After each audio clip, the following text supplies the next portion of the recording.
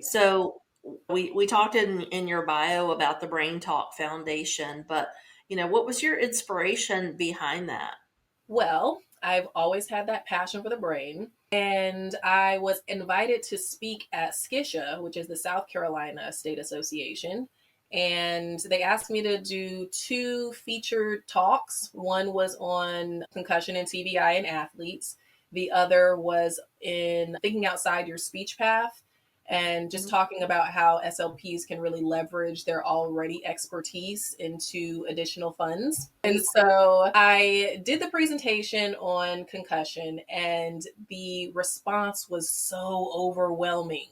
And so, in speaking with these speech therapists, they were scared and they were saying to me, like, I think my husband might be showing signs. I think my kids may be showing signs. What do I do? What's the protocol? Who can I talk to? And they were just asking all of these questions. And I was thinking, they just asked me to come and present. I wasn't ready to have these additional conversations.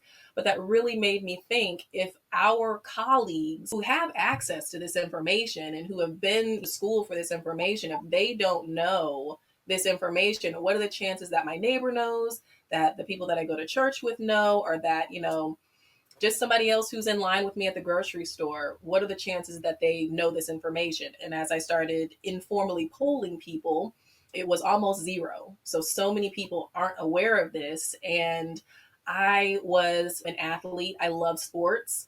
And I know the goodness that comes with sports. And so I know that parents have a really good reason and a really good intention for putting their kids into sports.